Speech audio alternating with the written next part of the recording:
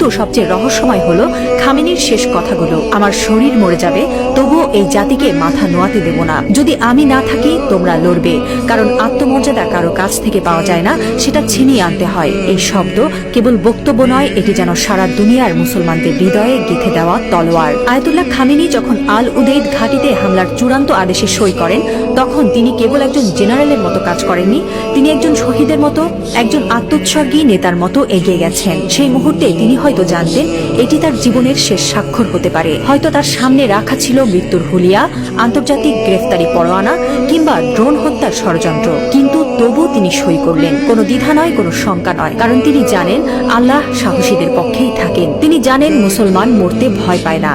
যারা আল্লাহর পক্ষে থাকেন তারা জানে মৃত্যু মানেই পরাজয় নয়, বরং আত্মত্যাগী বিজয়ের শুরু। এই একজন মানুষ এখন আর কেবল ইরানের নেতা নন, তিনি হয়ে উঠছেন সারা বিশ্বের মুসলিম উম্মার প্রতীক। একজন বিশ্বাসী, একজন অটল মুজাহিদ, একজন সাহসী পিতার মতো তিনি বলছেন, আমি থাকি বা না থাকি তোমরা লড়বে। হ্যাঁ মুসলিম উম্মাহ, তোমরা মাথা নিচু করো না। লা ইলাহা ইল্লাল্লাহ, আল্লাহ ছাড়া আর কোনো ইলাহ নেই।